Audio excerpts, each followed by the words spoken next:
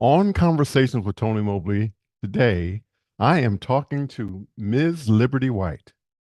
Liberty White is a business owner and an AI lecturer, host of Office Hours Global on Mondays for AI and business conversations.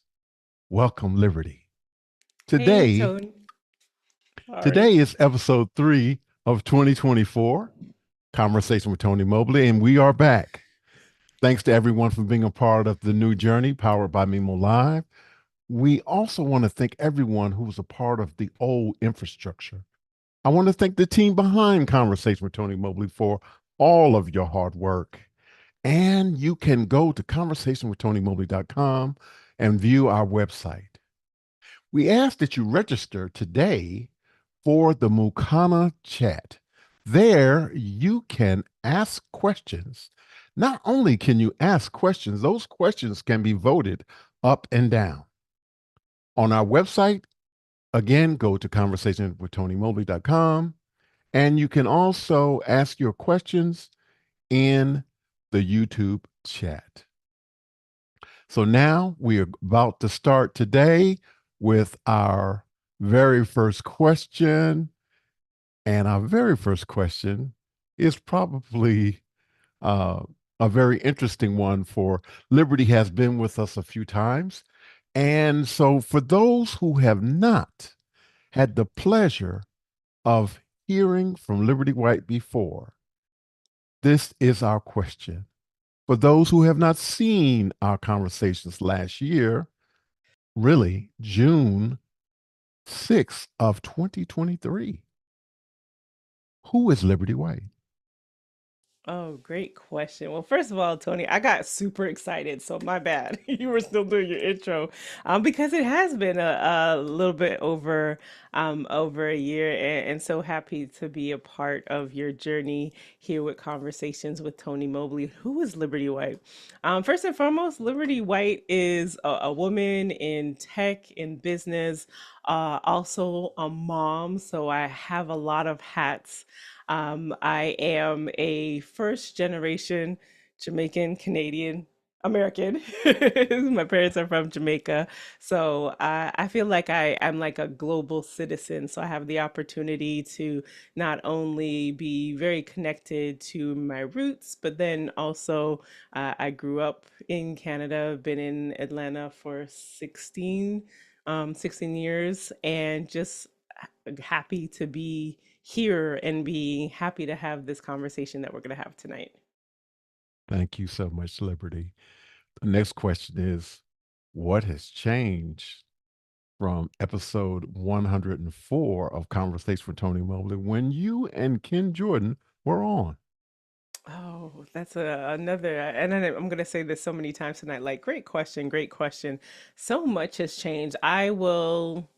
I'll start first with the AI perspective and just what's been taking place in tech, and then potentially on the personal side, because I think that it's important as someone in this space and someone who is out on social, on office hours, just publicly, to also share a very balanced view of what it takes to be out, consulting, lecturing, training, and then also mom life. So I think all of those things, giving just a very holistic view of life. So first, in the tech space, like, AI just keeps going and going and going, and interestingly enough, we're still very much so at the tip of things, which is where we'll probably get into a little bit of the conversation tonight, just around accessibility and its growth. But we have had new introductions on the main stage. So when we look at let me see, because I did set up the telestrator, so let me see, because I just had um this visual in my mind of, like, when we look at what now, AI, artificial intelligence, for those who are listening to this for the first time, is really just our ability to train computers to simulate human behavior, simulate human thought processes. So that's been around for decades. But what brought it to more of a public facing perspective, I always like to say, if you use Alexa, that's AI. If you use Hulu and Netflix, that is some sort of machine learning and artificial intelligence, because every single time that you tell Netflix or you tell these programs, I like this and I don't like that, they're learning you. And then the algorithms then are being able to provide you with a personalized and a customized experience. So it's been there, we've been using it, but it really was 2022 of ChatGPT. So let's just get my pen connected first and foremost. And then it's really looking at, uh, sorry, let's get that there. Boom. All right. So That's then okay. it's really, I'm really surprised because I hadn't considered the algorithm of Netflix and the other programming streaming channels actually doing that for us. So that's one piece of information that I already gleaned from our conversation already. yeah, and it's if you think about those movie storylines, it's like Transformers. They were here among us for before we knew that they really existed. That the same thing, artificial intelligence has been here. We've been using it, but the likes of ChatGPT, which what makes them different and has really opened the floodgates for the B2C, I'll say, like more the consumer, our ability to interact with it, and not us needing to have these huge data centers because there's a company that is being able to be like the mediator, the middle person, so that we can use these tools. Because if we had to do that in and of ourselves, that's just financially just cost prohibitive for the average person. But then you had the likes of ChatGPT. So now people are like, oh my goodness, I can say, hey, ChatGPT, how to make $1 million. Like those were all the, I remember when it just came out, like all the prompts. I remember us talking about it on office hours, and actually what from the AI perspective on Office Hours, which is a global show, streams every single day with media tech professionals from across the globe. It was actually Midjourney that was out first. And for those who you've heard of Midjourney, you've heard of ChatGPT and the likes, it is really our ability to use language, regular language. We don't need the coding of like zeros and ones and needing to know coding language for us to get these machines to work for us. We can just use literally this conversation could be put into a language model to help create a graphic for conversations with Tony Mobley, or for it to edit video from just these language, like our natural language words.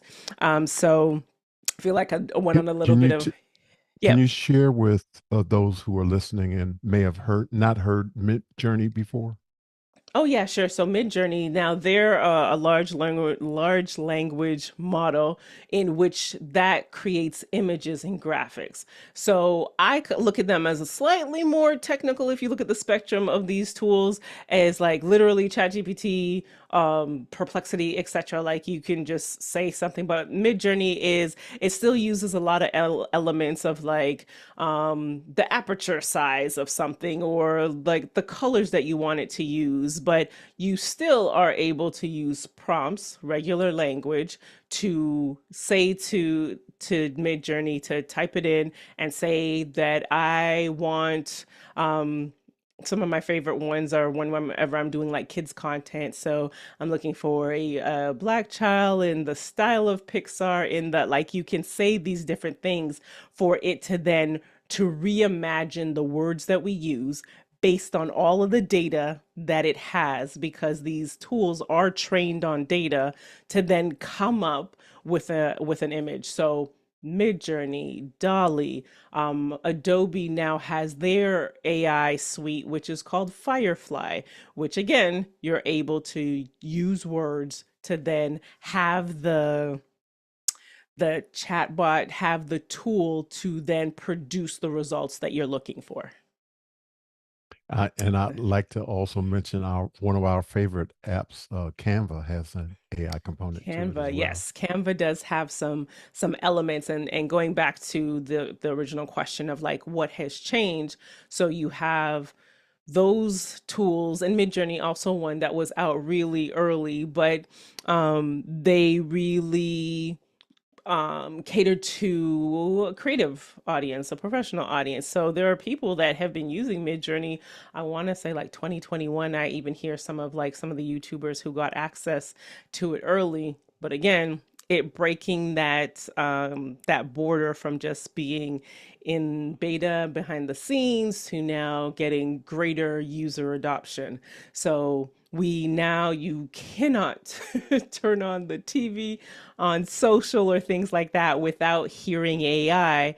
And a lot of the things that I've been doing in the past year have not only one personally just developing and growing in this space and recognizing the opportunities that are there, especially as a small, a small business owner. Now I have access to, if you know how to use it correctly, I now have access to put together proposals at a more rapid speed. So it's saving time and productivity. And then we launched She Learns AI in March, which is now, oh no, we need to help train people and help them, and specifically our heart for women, in helping them to upskill and to understand how to use these tools. Because one of the statistics from the World Global Forum is that when it comes to AI, when it comes to these tech tools, men 50, when there's a new tool or there's a tool out, 56% of men are on it.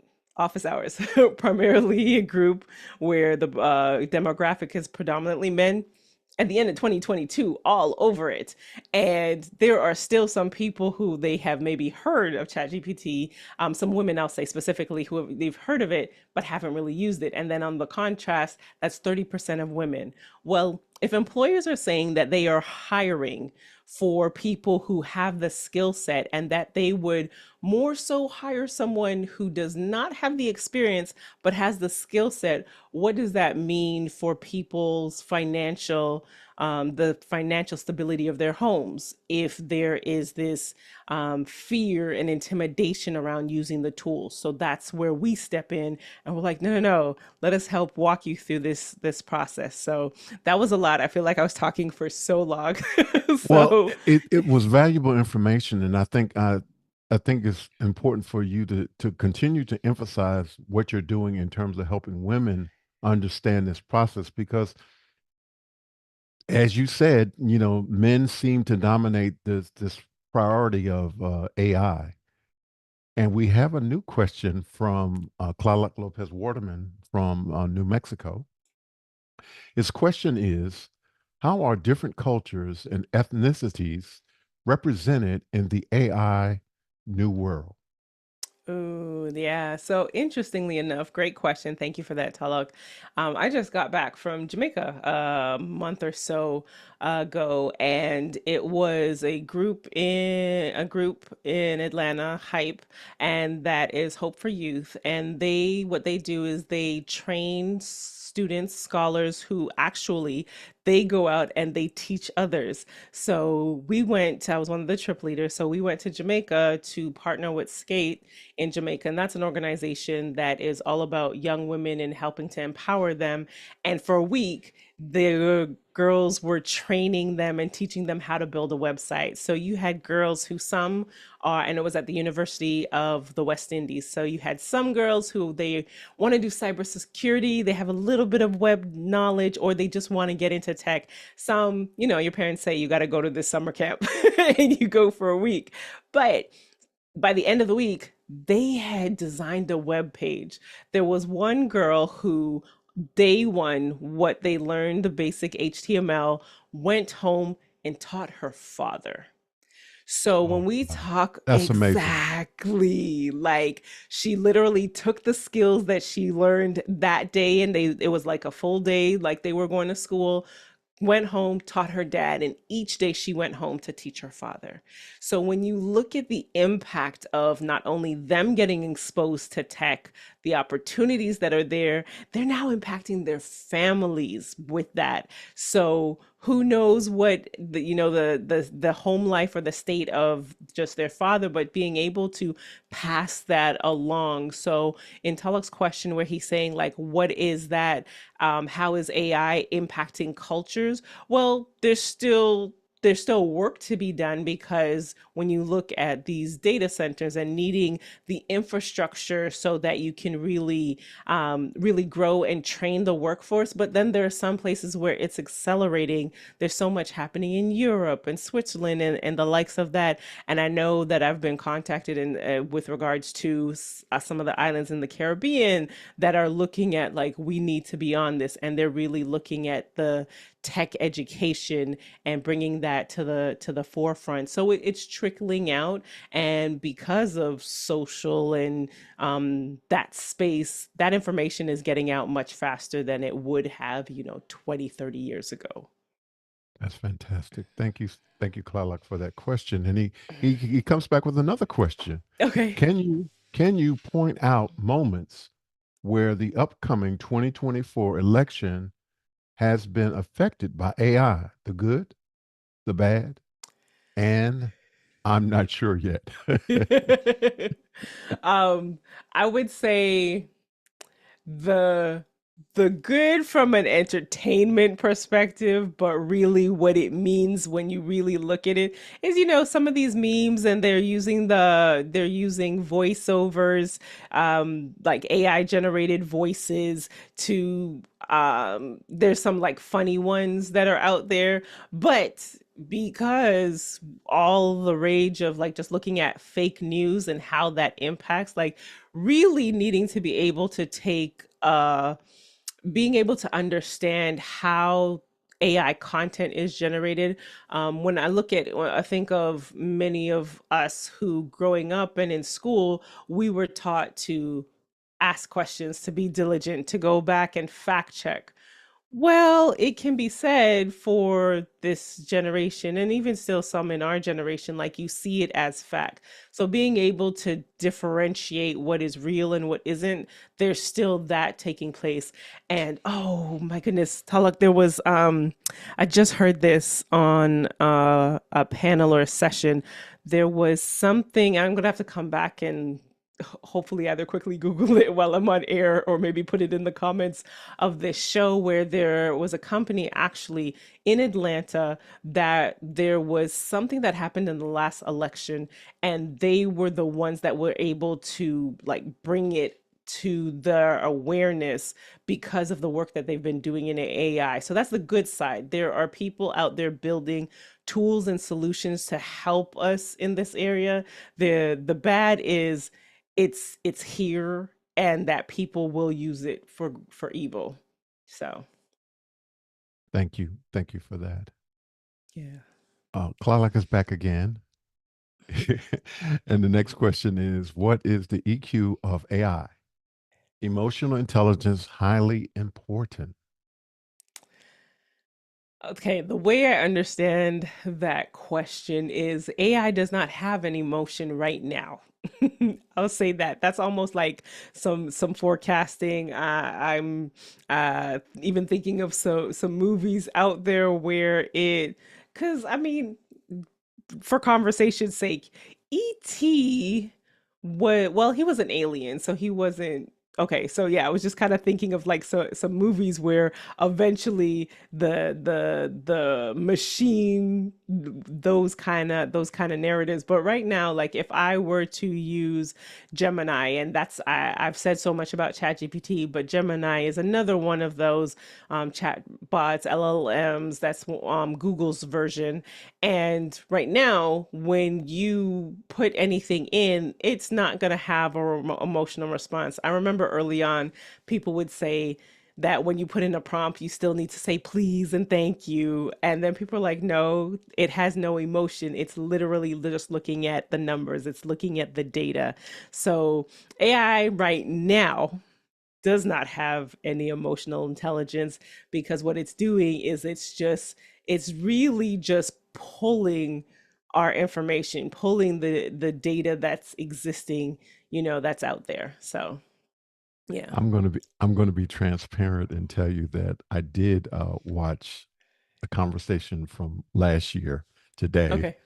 and part of this particular question, Ken's response was you gave the pretty much the same response that you did last year, and Ken's response was that if the prompts are such that he said it depends on what how you evaluate what is consciousness, and he said that if the prompts are such that an emotional component can be built into the prompt, then you may have what we consider consciousness. So um, I'm just going to just throw my hands up and say that yet to come, or Yeah. we'll see. So I think I might have responded, like just even like thinking about that again, is there are people that are I want to say something that I also saw recently was there is like a relationship one out there where people are looking at this as being able to train it so that it could be a boyfriend, a girlfriend. So I see people doing those things. But once again, you are training it. So is that really the emotional intelligence of the AI? Like you said, Call jury's and still out. response. Yeah, it's kind Yeah. of like call and response. So it's Yeah. not that there isn't really any emotion to it. But what's interesting, as you said, I remember very distinctly watching or seeing a preview of some television science fiction program that was talking about um, um, there being a problem on this particular show with the husband in the family falling in love with the um, artificial person in the house. So um, those kinds of things have been been on shows and movies for some time. So we'll see what happens. Yeah, yeah, definitely. And if I could go back for a second to the question that asked like, okay, a year ago, what's happened? Because this will tie into part of just why I'm so passionate about this space, technology, and just financial wellness for women, for people as it relates to their upward mobility because of technology. In I guess a couple months after I was on the show, unfortunately and suddenly, unexpectedly, my former husband passed away. And so there was a few months of just like hold the brakes on life because we have a daughter together, and she was, interestingly enough, I was judging an AI competition. So I believe it was like the night before, or the evening before, talking to him. He was in the hospital, talking to him, getting ready for this, this the welcome event, and then the next morning getting the call, and then just like everything changing and having to rush out to go to my daughter to break the news, and then now life as it is, adjusting to whatever this new normal would be. And it took a minute first just for like myself to just process what just, what's happened, and then to make sure that I am there and present for her. So now, it's not being divorced. It is, no, I'm the sole parent that is left. And so, with that in mind, death has a way of just causing us to look at time and look at why we are here, and recognizing that tomorrow's not promised. Again, literally talking, joking around, getting ready like for the next day, and one of us didn't make it, to the end of the next day. So I look at how AI, you may hear a lot where they say it can save you. I've done some videos where I show the time savings. So the time it would take, let's use conversations with Tony Mobley, the time that it would take you to come up with maybe a show outline, maybe an email to future guests, and the time that it would take you to sit there and write it, and or you could potentially have templates. Well, if you were to take some of, let's say, the last 10 emails that you've written, put that into Google Gemini, and now ask it to please, using my voice, create an email for CEOs, create an email for nonprofit leaders, an outreach email for nonprofit leaders, and then create an outreach email for teachers. And then it comes back. You probably fine tune, which is the art of just changing and customizing the responses to your liking. But in a matter of maybe minutes, depending how well it comes out, you've now shaved off potentially hours off of just doing that task, which for many people is very laborsome. So Yes, I focusing agree. on things like that. Yeah, the productivity that comes with using these tools, saving time, I look at it as brain trust. So a lot of the conversation is that we now have a personal assistant. So you have an assistant in every shape or form that you train it to be. So I look at, because I look at the way time is for me, I look at now how I'm moving through the world, and that, well, I can do more with these tools.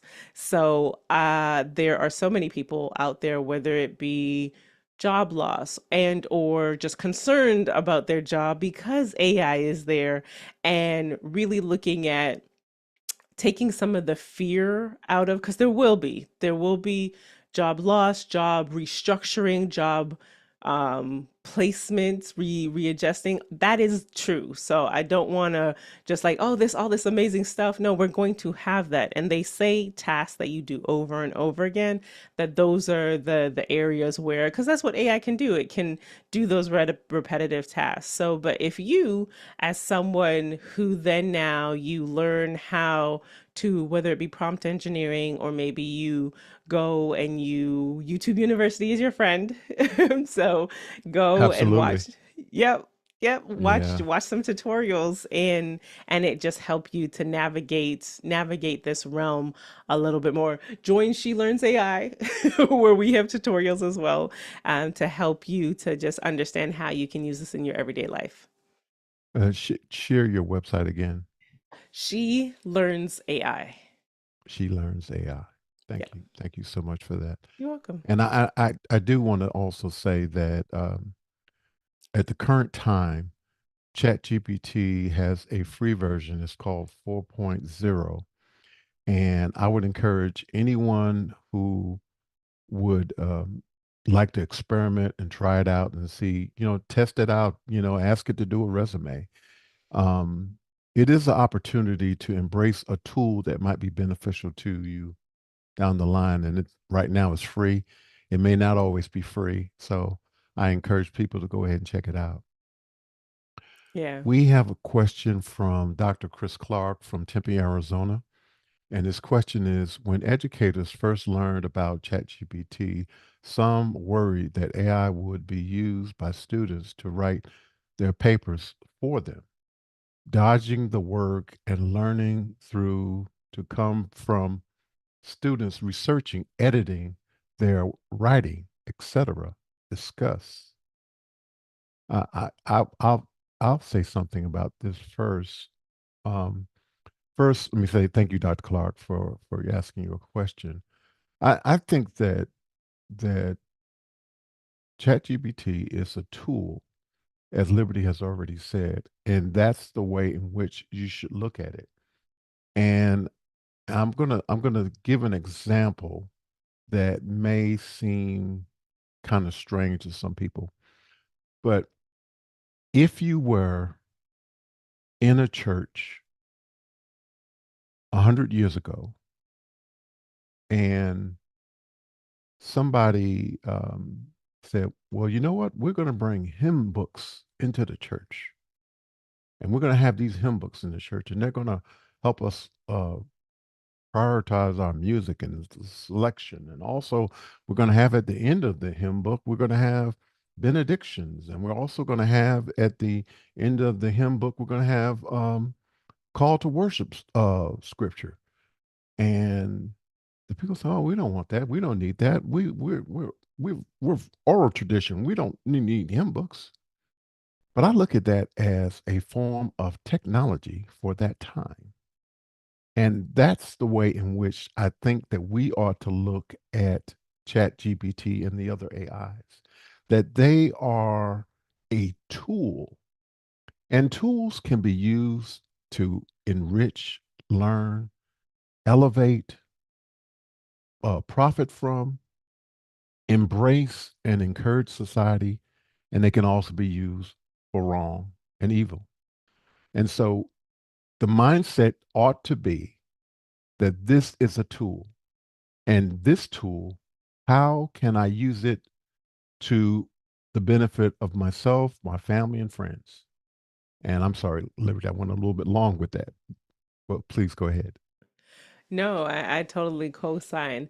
Alex says this a lot on Office Hours. Alex Lindsay, he's the founder of Office Hours, and he just shares when, because especially in the creative community, the concern is that because the LLMs, these tools are scraping the web. So if there's some graphics on Conversation with Tony Mobley, that when someone prompts and if the result is in alignment with data on your website, well, the LLM is going to provide that data to that user. and the concern of that taking our creativity unknowingly, like we didn't authorize it. And so, or using the tools like Midjourney, where you are saying in the style of and things like that. With that concern, they're also being looking at it to your hymnal example is, well, when if I'm drawing something, I probably looked at some Biscuit, or the Mona Lisa, Biscuit. I didn't say that correctly. The Mona Lisa, and like all of these artists, and I'm creating, but I'm taking inspiration from that. So I wanted to share that as another way to look at when we do have these conversations. Like, well, we've already done that in a certain way. It's just now that because it is technology and it's just that much more tangible, that there's alarm and concern. So there's a lot of reimagining, that while I was talking about reimagining in the workforce, there's a lot of reimagining taking place in education. Our kids, my daughter was raised with a device in her hand.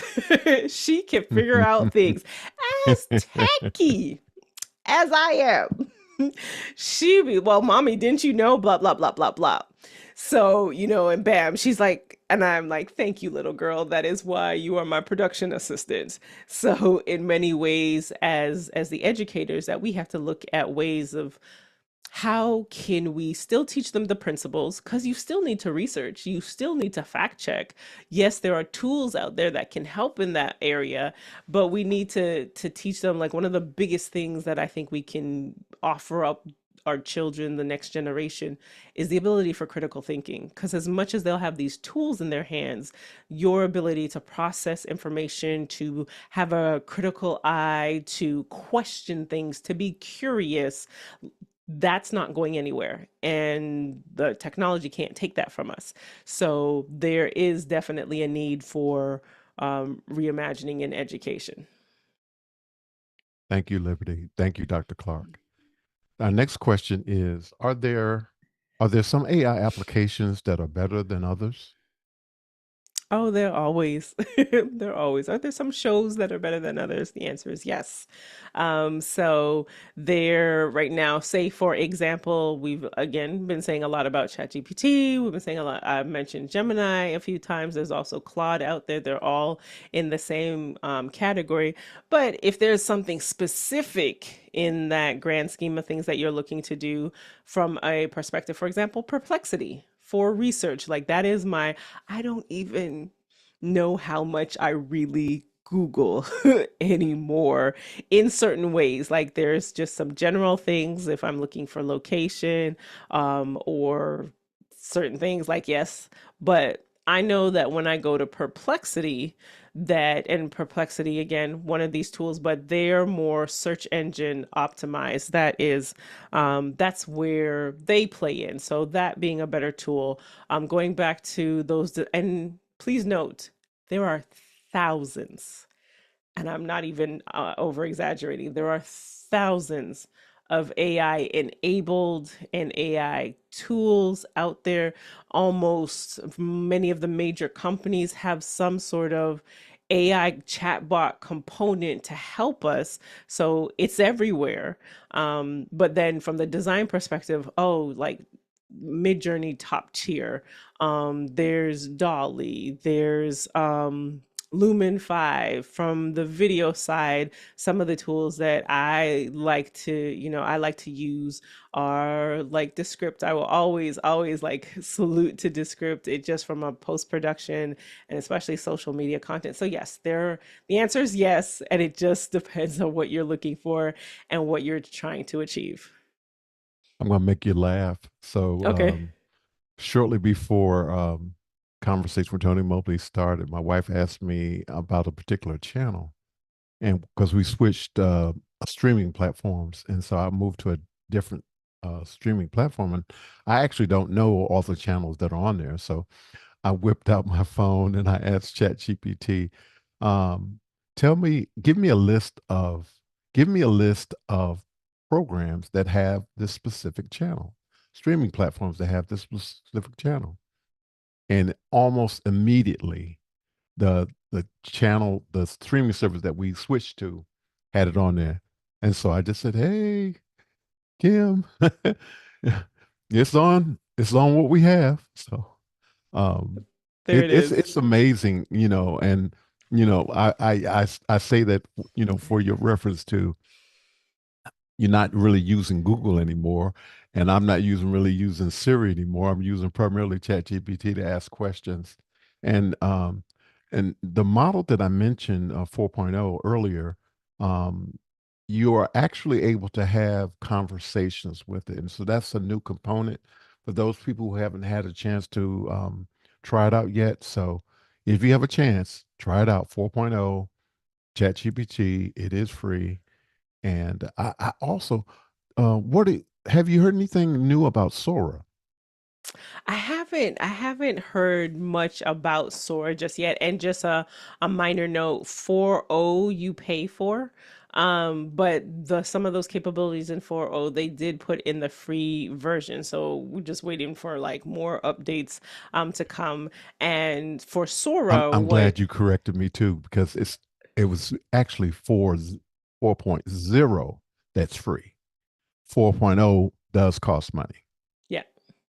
I'm sorry. For Sora, for those that like, did we throwing out a whole bunch of names and acronyms tonight? Sora was released in, or they gave us a preview, I should say, in February, and this is where you are able to now text to prompt. I'm sorry, your text to video.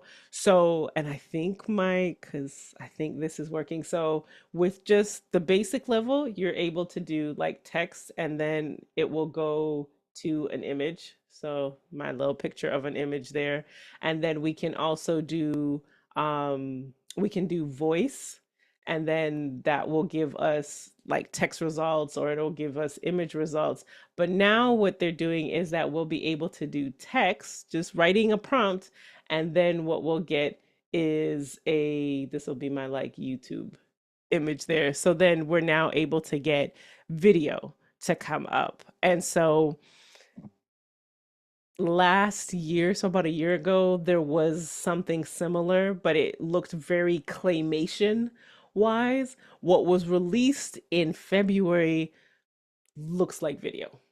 Like you have to really look Yeah. and see, okay, there's like seven fingers on this hand versus the regular five. And or one of the images was like seagulls landing at the beach and then taking off. And then it's like when a seagull took off, it's like it disappeared mid-air. So like those glitches in it, but it is really good.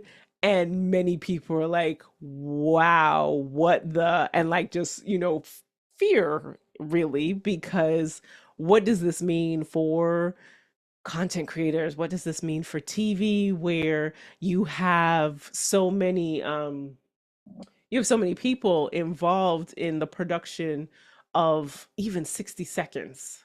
Script writer, editor, director, camera op, post production, like all the elements. But then now, if you don't need to hire someone out to go take the footage on Mount Kilimanjaro, because you can go to ChatGPT and say, create 30-second video of Kilimanjaro. Like, how many roles did that just undercut because of that? In the same breath, I keep using this word, what can we now reimagine or even being more creative? Because again, the chatbot is just taking these large amounts of data and to be able to create whatever we speak and type. And as you mentioned, I downloaded a program called Flux, Oh, and yes. it was mind blowing, the things that Yeah. it was doing, and the person who was sharing it, and I can't think of the videographer that was sharing it yesterday, Hmm. and one of the criticisms that he said, you could tell that this is AI because the model that it created, her skin was flawless. And he said normally with human beings, you see something that's Right. just not quite right. He said, but this particular young lady that he had created in a matter of seconds, because he was extremely proficient in creating prompts, and it was less than a minute because it was a part of a video, and he did it live, and it was like amazing. And that also Flux is also free at the time right now for the pro version, but you have to go to the website and not download the app from Google or iOS. You have to go to the Mm. website. Thank you for the look. See, Tony, look at that. This is why because first of all, just your ability. I was like, you know what, Tony, thank you for that part. I didn't know that part. I have a number of friends who over the past couple of weeks have been messaging me about Flux. I said I would try it, do a video about it. Have not done it yet, but now that you said that, because the last time you told me to download something and I did it, and then the price went up, so I'm not going to I'm not going to miss this one with Flux. And for those of you, similar as we said with the Canvas, the Mid Journeys, Flux is one of those tools that would help you create graphics. Yes, it's fantastic. I'm so happy that I got it and saved it to my notes so I can play with it later on. Nice. And Dr. Clark is back again, and he's sharing a question from Bridget Lewis. And will the resources of Miss White's reference be posted on your site? And I'll say it will definitely be in the YouTube, and we will also make sure that we have it on the website. So let me finish reading her question. What does she suggest as a best first step to begin with if you want to become more aware of AI's uses at a basic level? Yeah, wonderful. There, that's one of the in our She Learns AI community. So just to backtrack for a moment, when we started, so it was during Women's History Month. And the idea came about because it's Women's History Month, which takes place in March in the US, and just doing something. And I was like, oh, I don't want to just do go live and just talk to some woman of influence. What can I do? And you'll find this about me is like, what can I do that will be not only different but just have some impact? And I was just like twiddling my thumbs, and I was like, man, God, like what is it that I could do? And I remember a friend had DM me. People always DM me like AI stuff anytime that they see it. And someone had DM'd me someone who had a prompt. I think it might have been for grant writing, and I was like, I just like kind of looked at the prompt, and I was like, wait a second. Okay, there are a lot of people, and those who are watching, this could be you right now. You see something you like on Instagram, on TikTok, and you save it.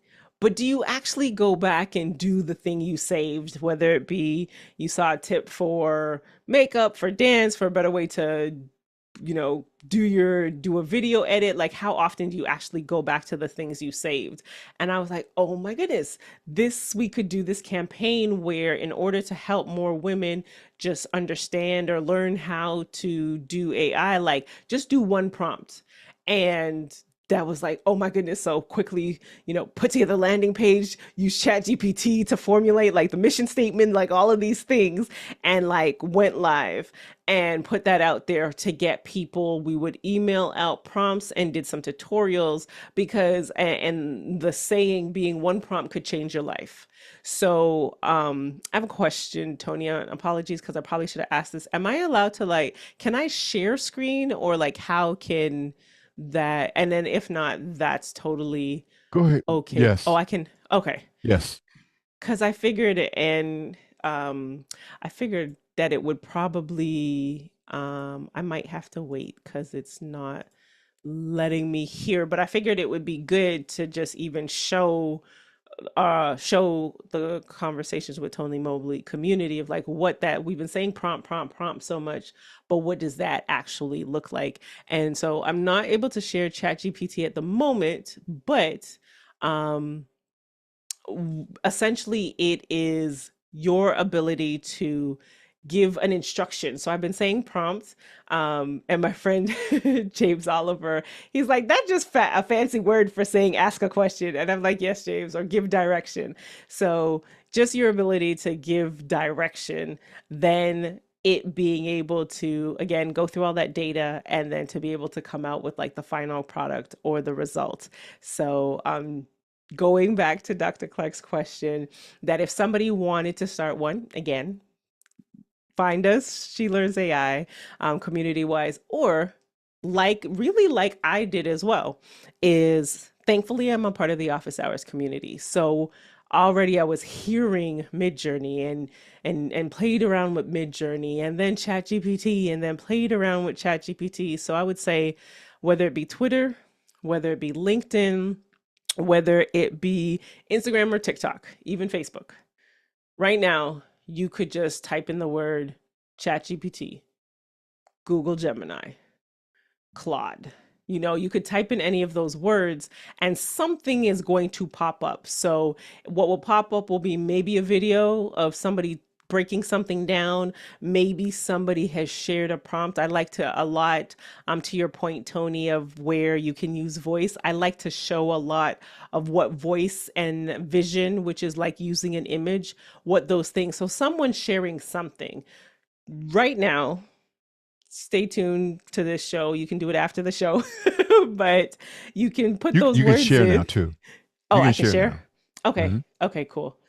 Awesome. So this one. All right. So just looking and hopefully, oops, let's close that. Just looking at this here, this is the interface for ChatGPT, and it's already got some prompts there that if I even just wanted to start here or like help me write, it's already given me something to get started with. So let's say help me write a blog post. So it's already there. It's now ChatGPT is actually going to help me with this by asking me some additional questions, but we're not going to do that. We're going to actually, I have a prompt just that I will hear. I'm in marketing social. So this prompt is saying, I'm asking ChatGPT, identify tasks that can be delegated or outsourced for social media, for a social media manager, balancing multiple clients and a side hustle. Provide suggestions for reliable services or tools to handle these tasks. Because I mentioned a lot of things around productivity before, but ChatGPT and these tools are really good at helping you to just brain dump. I like to talk about cognitive load a lot of times, and that's just how much we're processing as human beings. Like, you're a dad, a grandfather, a husband, all the hats you wear. And at any point in time, something is demanding you to wear one of those hats. And well, if you have work to do, or you at just some point in time, you're like, I just need to do this thing. Well, this thing being giving the thing to Chat GPT to have Chat GPT think through that, so that instead, and it's just thinking about it now, instead of me, if I have yet to have these SOPs, which is my standing operating procedures as an agency owner, or maybe I'm building something out. Oh, ChatGPT, can you help me to do this? And as you can see right now, it's literally doing the work for me here. So that's one way to look at it. And I know your questions are probably building up, so I'm going to like jump through, and like something else we can I'm going to open it up here, and I'm going to tell it I am on a health journey. I need your support as a virtual trainer. I'm giving it a role. I'm telling it what I want it to do. Virtual trainer, to give me a workout routine for the next 60 days. I only have 30 minutes 3 times a week to work out. I like to walk, swim, And give me one, Tony, some kind of exercise that you might like to do or Strength something. training. Strength training and strength training. Please put the results in in a table. So now the time that it would take me to look at my calendar and try to figure out when I can put it in, here is the tool coming up with something to help me to be active. What you can see here is we've got 3 times a week. So week 1, 3 days, I'm going to do walking and core. I'm going to swim. It actually breaks down some other elements because this is being publicly broadcasted. We are not trainers or professional health people. Disclaimer, disclaimer, disclaimer. But if if this is the barrier to entry of me continuing, and I'll stop sharing from here, but the barrier to entry, the time that it would take me, I'm ready. Like, say in this moment, I'm like, oh, I'm pumped. I watched Rambo or some one of those movies. I want to get fit and in shape. Hey, the time it would take me to like figure out, watch videos, etc., I can put that idea into the tool for it to help me. So this is, and I just wanted to give your community the opportunity to just kind of see what's possible, because that's whenever I'm talking about AI, it's like this is what's possible. Thank you so much for sharing that. And I'm going to share something too. Try to do Hmm. it real quickly. So I shared this with you earlier. So this Yes. is me. This is me, and this is actually Zoom. This is a AI generated background that was created in Zoom, and it the prompt was create me inside of a church. And the first time it did it, it put me in a cathedral. Mm, So I said, a small church, a local church. And so this is what it created. And nice. it did it in, I'm going to say, 10 seconds. And Ooh, this is part of the new one of the new apps that is part of Zoom. And anyone who has a paid Zoom account, it doesn't matter how much you're paying for it, if it's a paid account, you are allowed, you are able to create AI backgrounds. And I wish I could have done it live so you could see I could move my hands and everything, mm-hmm. and it doesn't break up. Nice. Now the office hours community, this is the disclaimer: the office hours community frowns upon um, backgrounds, AI generated or any other kind of backgrounds that is Right. not an actual background. But if you want it, if you're in a house of worship, or if you want to, as Liberty suggested when I first shared it with her, you want to play a game with it, or you want to use it as, where am I? Figure out where I am with the Right. family, that kind of thing. It would be great to do that. So I just wanted to share that. And that's And we have, super. Oh, sorry, Tony. go ahead, Yeah, go ahead. that's super good because going back to Dr. Clark's question of like, how would somebody just like right now get started? I say just try it. Like chat, all of these tools have some sort of free version.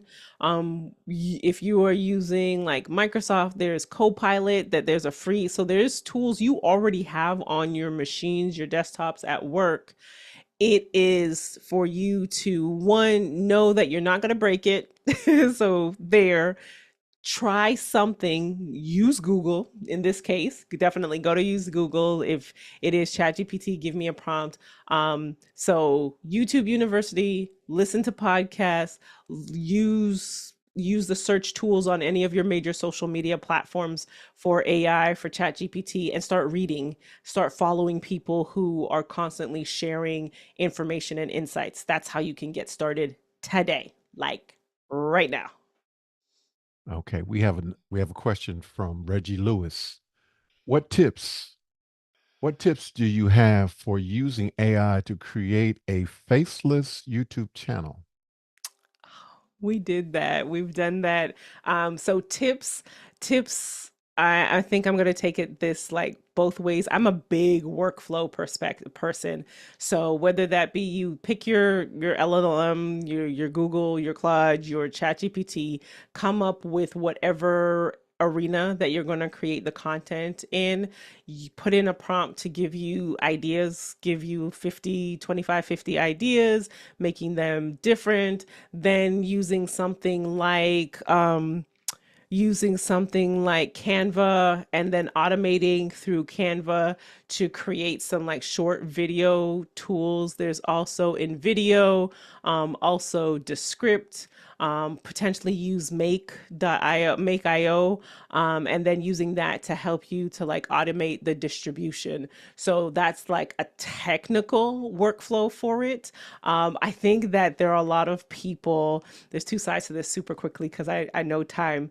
There are two camps for this is like, well, are platforms like YouTube going to, they'll recognize that it's AI generated. So are they going to demote your videos? I've heard some creators say that. Meanwhile, there are other creators that are doing faceless, and depending on the topic that you're doing, faceless works really well because people just want the information. They just want the value. If you don't have to show your face, I'm saying like go for it because it would never, you don't have to worry about location, time, or anything. It's just a matter of getting the content out and making sure that you maintain engagement with your community. I hope that helps. I think that does. Thank you, Reggie, for asking. I'm sorry, Reginald, for asking, Reginald Lewis, for asking your question. And what is next for Liberty White?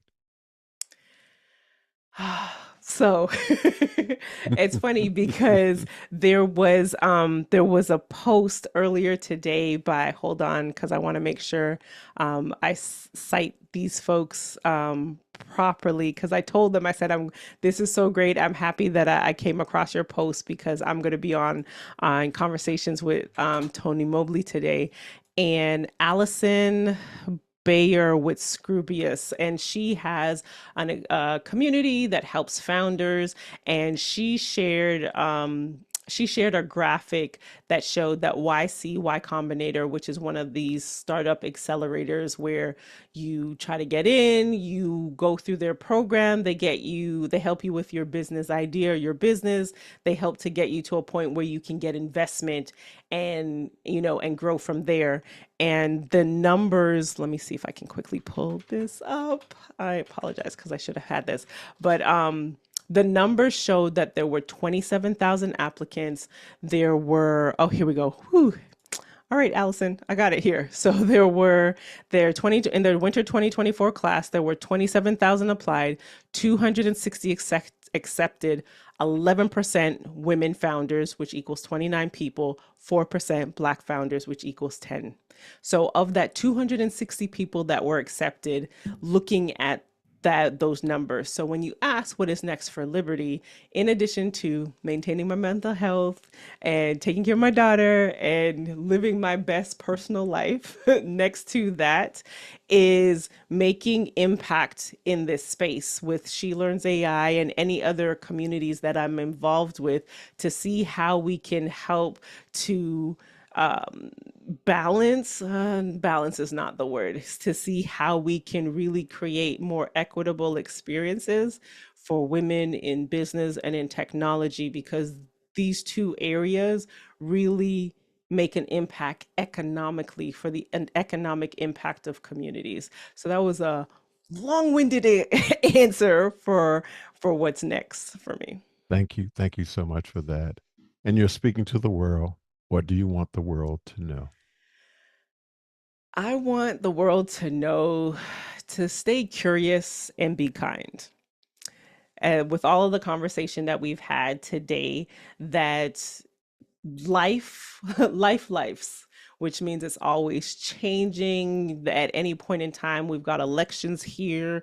There are things taking place overseas. There are regions that are still trying to be innovative in many ways. So it's going to be the curiosity that takes place. The kindness is at the end of it all, we're all human beings and our feelings and our lives do matter. So you never know what somebody else is going through. So be kind. That's what I want the world to know.